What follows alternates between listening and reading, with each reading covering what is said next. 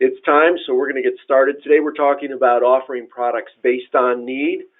Good afternoon, everybody. Welcome to the webinar based on need from International Headquarters in Clearwater, where it is sunny and balmy, but a little cool.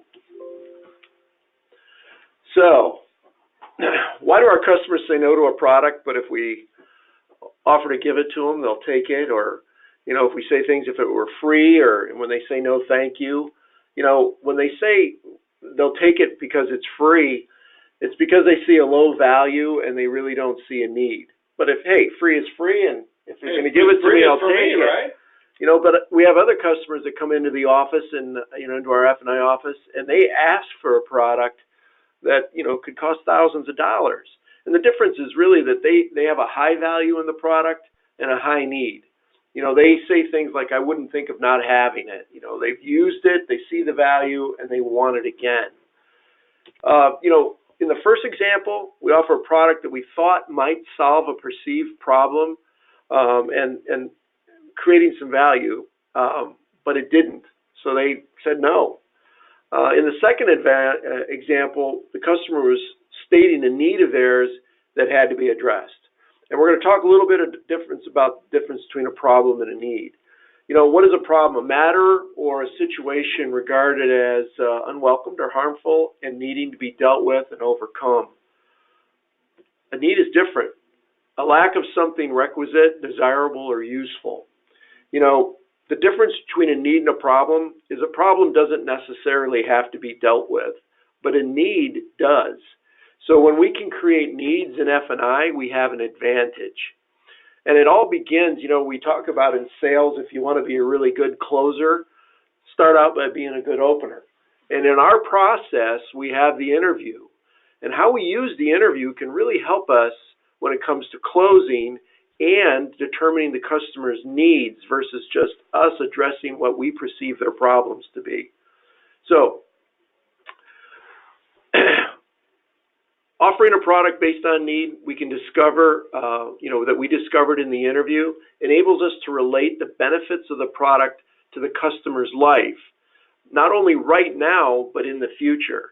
And then when we're talking about a problem, we're trying to always project out into the future that there may be a problem. It's like taking, for example, VSC. The customer sees a low value and a low need because they have 3 years, 5 years, whatever it is of coverage on their limited warranty, and they just don't see they need it right away, or they don't see a problem. But when we can talk about how they felt when they had that repair, or if they've had repairs out of warranty, those types of things, now they start to move more from the problem side to the need side. So, I've got 99 problems, but not having a VSC isn't one. We've got to create in the customer's mind that they need the VSC. And how we do that is in the interview. So my question is, this is just a little quote from our friend Einstein. And he said if he had an hour to solve a problem and his life depended on it, he'd spend the first 55 minutes determining the proper questions to ask.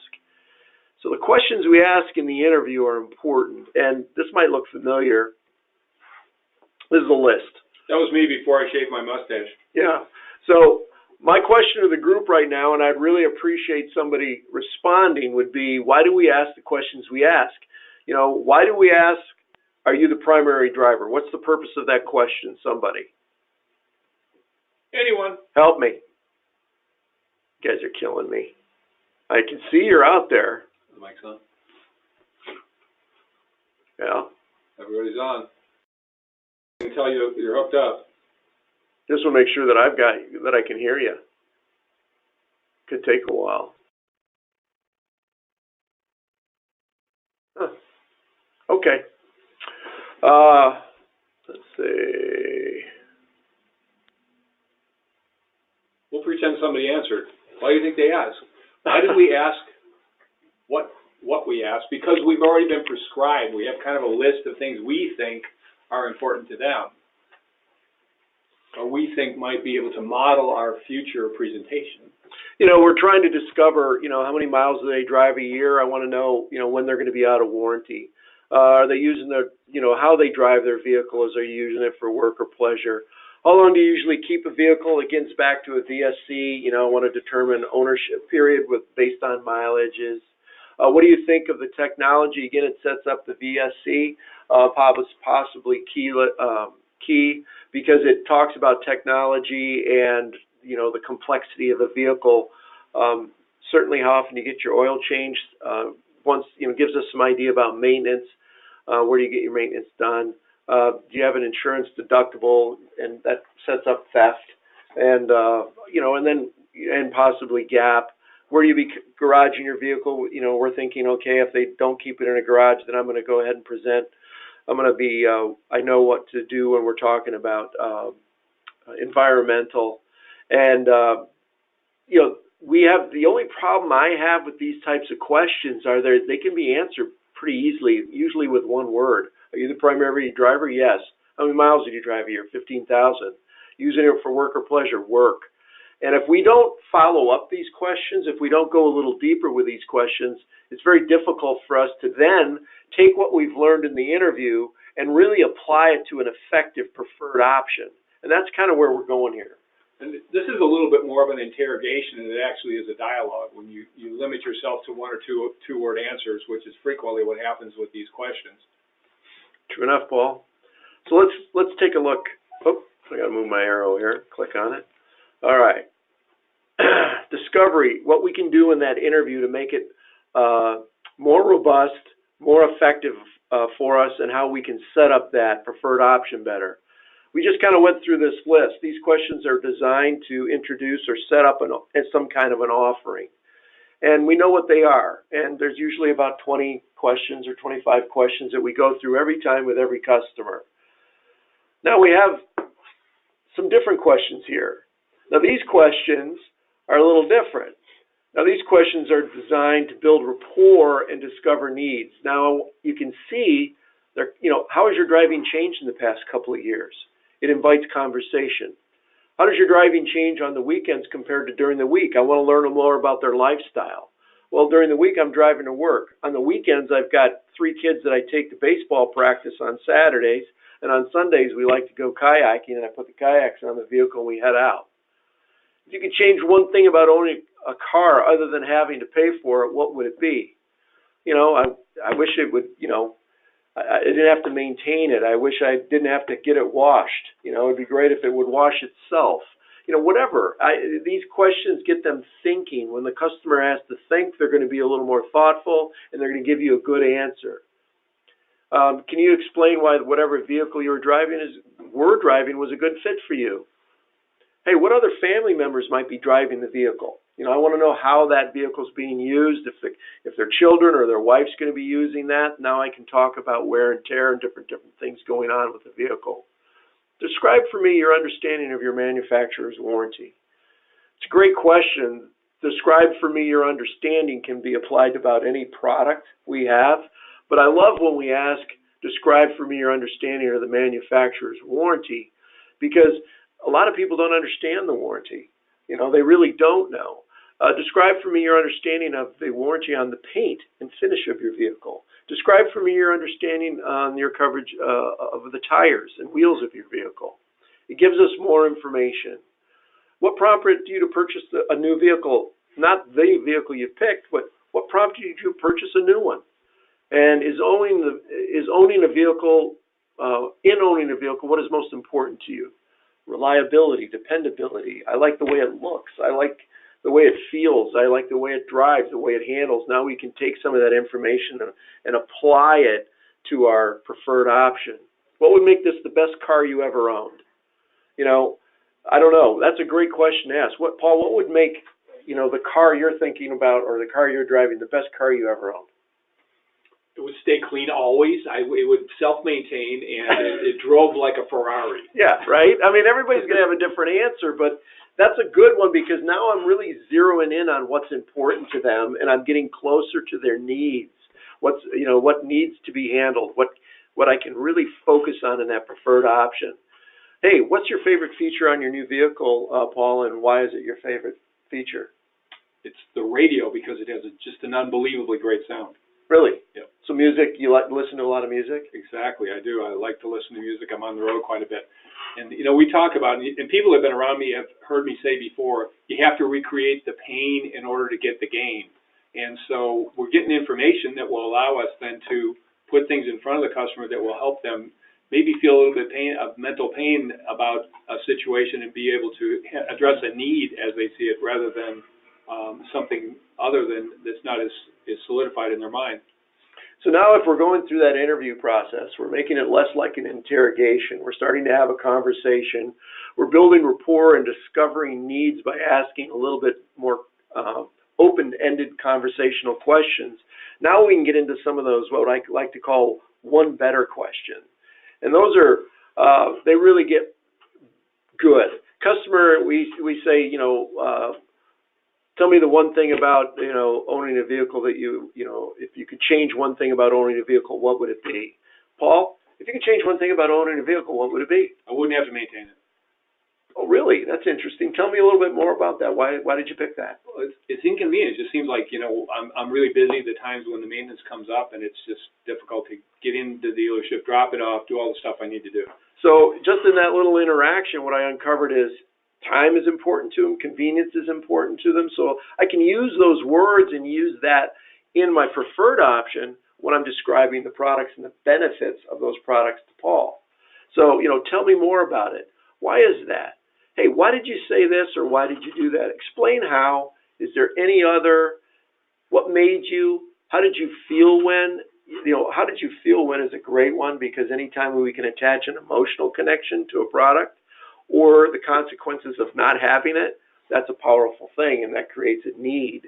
In the example we just talked about, Paul's talked about convenience and time. So when I'm talking about these products, I can use convenience and time because I know it's something that's important to him. Hey, what's the one thing?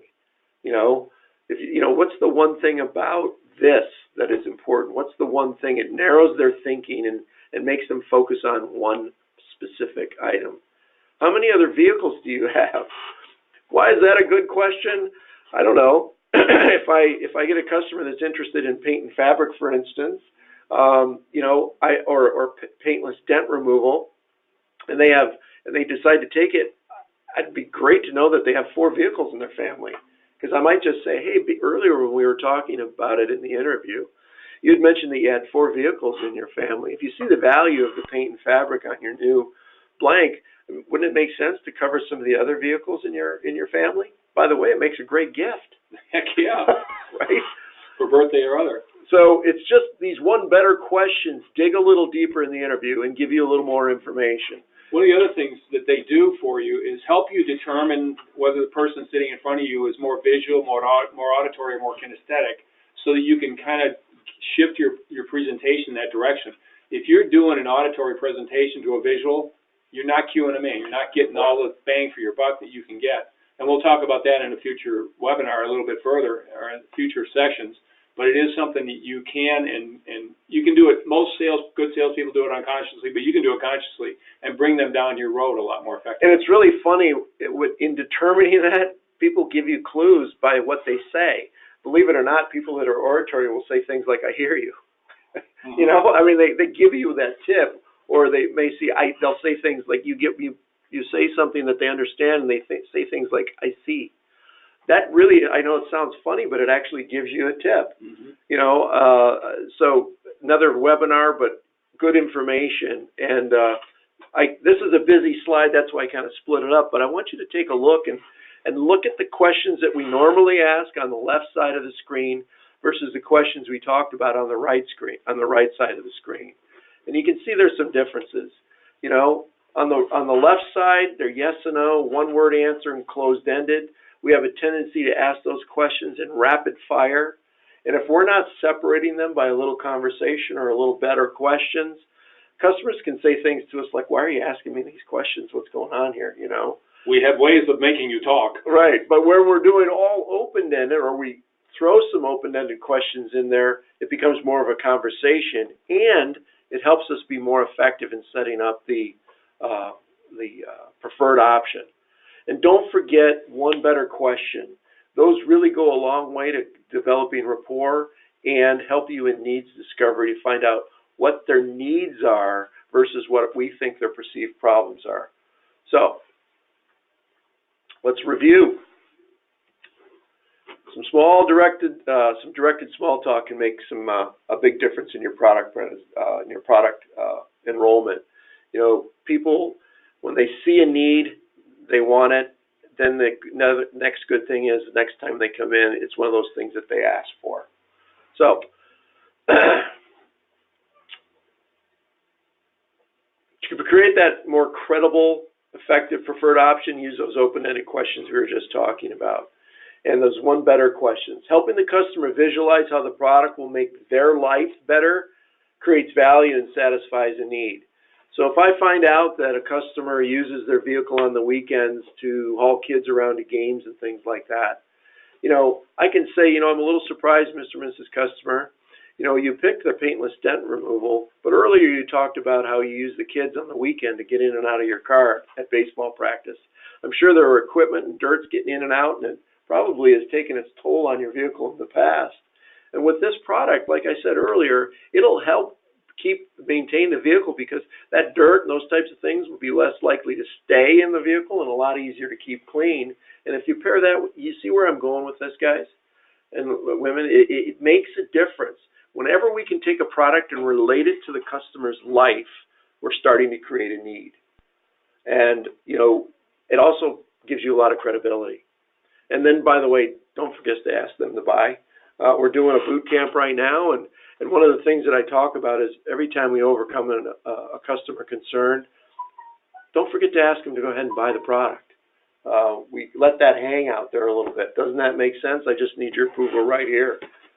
One of the biggest follow-up companies that follows up sales of various types, automotive and otherwise, one of the things when they follow up customers that left and did not purchase, they find that one of the big reasons that the customer said they did not purchase was because the salesperson did not ask.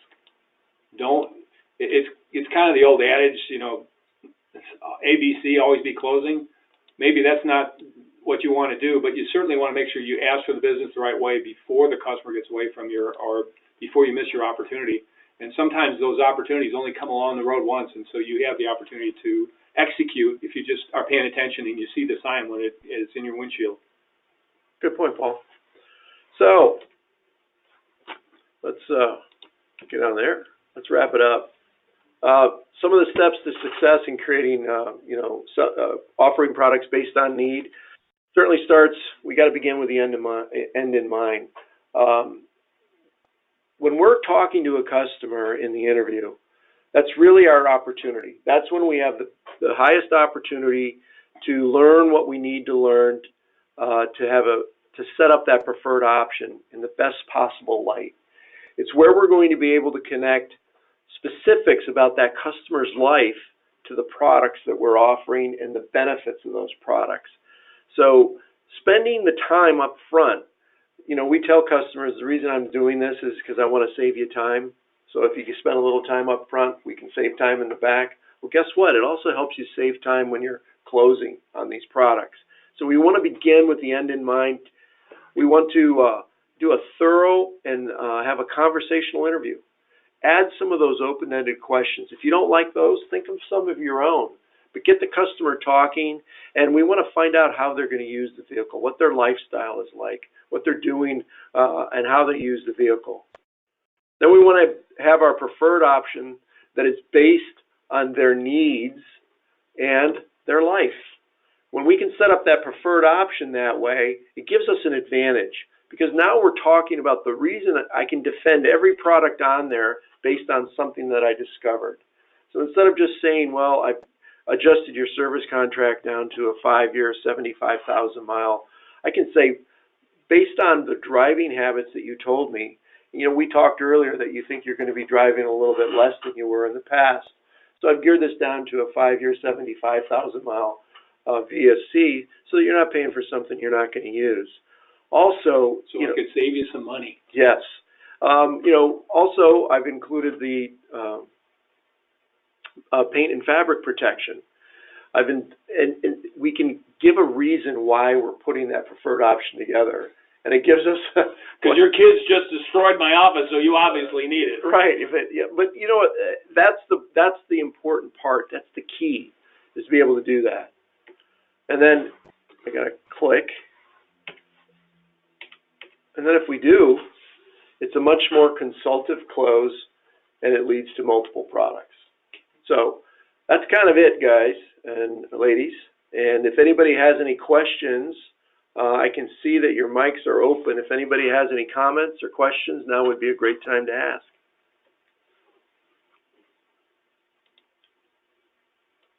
Somebody speak and let us know that your microphone is indeed working. Spiro, you're not on. What's up with that? No. Anyway, it's always good to know that somebody's listening. Is anybody out there? All right. Well, if there are no questions, we appreciate everybody joining today. Yeah, thanks very much for attending the webinar. Hopefully you got some tips out of it that you can turn into cash during your next delivery or one very soon. If anybody wants a copy of it or a transcript, don't feel free. Just email me at jtabor@udsdealerservices.com, and I can send you the presentation. Otherwise, we'll see you in your dealerships, and have a great rest of the day.